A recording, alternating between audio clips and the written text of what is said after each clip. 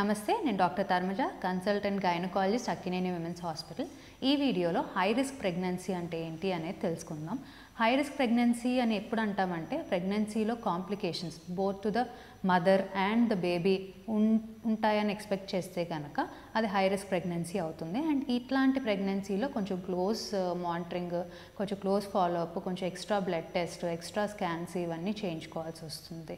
So ఏం factors high risk ప్రెగ్నెన్సీకి lead చేస్తాయంటే, ఒకటి ప్రీ ప్రెగ్నెన్సీలో కొన్ని risk factors like already expecting మదర్కి హైపర్ టెన్షన్ కానీ, డయాబెటీస్ కానీ, థైరాయిడ్ ప్రాబ్లం కానీ, లేకపోతే బాగా సివియర్ ఎనీమియా ఉన్నా, ఆర్ కొంతమందికి ఏంటంటే కిడ్నీ డిసీజ్లు ఉంటాయి, ఆటో ఇమ్యూన్ డిసీజ్ అంటాము, అట్లాంటివి ఏమన్నా ఉన్నా, ఆర్ మరీ బాడీ వెయిట్ బాగా ఎక్కువ ఉండి ఒబేసిటీ ఉన్నా, లేకపోతే మరీ తక్కువ బాడీ వెయిట్ ఉన్నా అట్లాంటి వాళ్ళకి. అండ్ కొంతమందికి ఏంటంటే బ్లడ్లో చిన్న చిన్న బ్లడ్ వెసల్స్లో క్లాట్ అయ్యే టెండెన్సీస్ ఉంటాయి.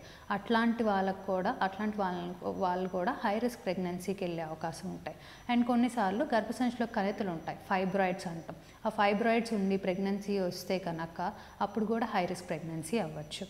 రెండవది, ప్రెగ్నెన్సీలో ఏమేమి హై రిస్క్ ప్రెగ్నెన్సీ కింద వస్తాయి అంటే మల్టిపుల్ జెస్టేషన్ అంటే ట్విన్స్ కానీ, ట్రిప్లెట్స్ కానీ, లేకపోతే ప్రెగ్నెన్సీలో కొంతమందికి షుగర్ వస్తుంది, జీడిఎం అంటాం, జెస్టేషన్ డయాబెటీస్ మెల్టస్ అంటాం, ఆర్ హైపర్ టెన్షన్ ఉంటుంది కొంతమందికి, ప్రీ ఎక్లాంప్సియా అంటాం. అవి అప్పుడప్పుడు సివియర్ అయితే కనుక ఫిట్స్ కూడా వచ్చే అవకాశం ఉంటుంది. అండ్ ప్రెగ్నెన్సీలోనే ఈ మాయ కిందకు ఉంటాము, అట్లాంటివి జరుగుతాయి, దాన్ని ప్లాసెంటా ప్రీవియా అంటాం, అది కూడా హై రిస్క్ ప్రెగ్నెన్సీ కింద వస్తుంది. కొన్నిసార్లు ఈ గర్భసంచి ముఖద్వారం లూజ్గా ఉండటం వల్ల ఆల్రెడీ ప్రీవియస్గా ముందే డెలివరీలు అవ్వటం, టర్మ్ కాకుండా ప్రీ టర్మ్ డెలివరీస్ అంటాం, అట్లా అవ్వటం. ఈ ప్రెగ్నెన్సీలో కనుక సర్విక్స్ అనేది లూజ్గా ఉంటే, సర్వైకల్ ఇన్కాంపిటెన్స్ ఉంటే కనుక ప్రీ టర్మ్ అయ్యే అవకాశం ఉంటుంది. అండ్ కొన్ని ఫ్యాక్టర్స్ వల్ల గ్రోత్ రెస్ట్రిక్షన్ అనేది వస్తుంది బేబీకి, అట్లాంటివి కూడా హై రిస్క్ ప్రెగ్నెన్సీ కింద వస్తాయి. అండ్ థర్డ్ ఇది వచ్చేసరికి ఏజ్ అనమాట.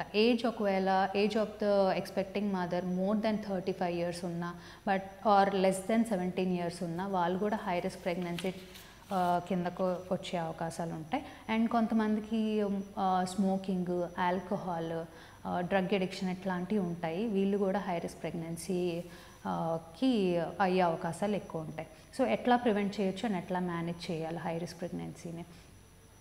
ఆల్రెడీ ఈ మెడికల్ మనం ఇందాక మాట్లాడుకున్నట్టు ప్రీ ఎగ్జిస్టింగ్ మెడికల్ కండిషన్స్ కనుక ఉంటే వాటికి రెగ్యులర్ చెకప్స్లో ఉండి వాటిని అండర్ కంట్రోల్ ఉంచుకొని, అండ్ కొన్నిసార్లు ఏంటంటే ప్రెగ్నెన్సీ అన్సేఫ్ మెడికేషన్ ఉంటాయి, ప్రెగ్నెన్సీ సేఫ్ మెడికేషన్ ఉంటాయి ఒక డిసీజ్లో. సో అట్లాంటి ఏమన్నా ఉంటే, ప్రెగ్నెన్సీ అన్సేఫ్ ఏమన్నా ఉంటే మనం ప్లాన్ చేసుకునేటప్పుడు ప్రెగ్నెన్సీ సేఫర్ మెడికేషన్స్కి షిఫ్ట్ అవటం బెటర్ ఆప్షన్. రెండోది ఏంటంటే ముందే ప్రెగ్నెన్సీకి ముందు ఒక్కసారి మీ గైనకాలజిస్ట్ని కలిస్తే కనుక మీకు ఏమన్నా హై రిస్క్ అయ్యే అవకాశం ఉంటుందా, ఆర్ మీ ఫ్యామిలీ హిస్టరీని మీ both wife and husband family history తీసుకుని ఏమైనా జెనెటిక్ డిజార్డర్స్ వచ్చే అవకాశం ఉందా, దానికి ఏమైనా టెస్టులు చేయాలా అనేది చూసుకుంటే మంచిది.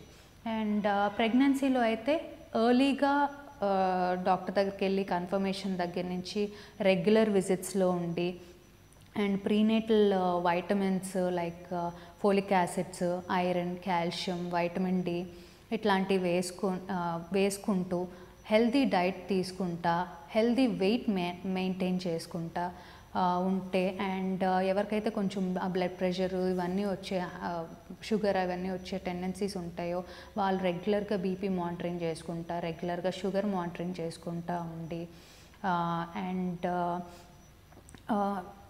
ఉంటే కనుక ఈ హై రిస్క్ ప్రెగ్నెన్సీస్ కొంతవరకు అవాయిడ్ చేయొచ్చు. అండ్ కొన్నిసార్లు ఏంటంటే హై రిస్క్ ప్రెగ్నెన్సీల్లో కొంచెం ఎక్కువ బ్లడ్ టెస్ట్లు, more frequent visits to the doctor, కొంచెం ఎక్కువ బ్లడ్ టెస్ట్లు చేయించుకోవటం, అండ్ కొద్దిగా ఎక్కువ సార్లు అల్ట్రాసౌండ్స్ చేయించుకోవటం, ఇవన్నీ చాలా ఇంపార్టెంట్. సో ఇట్లాంటి హై రిస్క్ ప్రెగ్నెన్సీస్ కోసం అన్ని ఫెసిలిటీస్ మా అక్కినేని విమెన్స్ హాస్పిటల్లో అవైలబుల్గా ఉన్నాయండి. సో మీరు సేఫ్గా డెలివరీ అవటానికి ఉంటుంది. Thank you.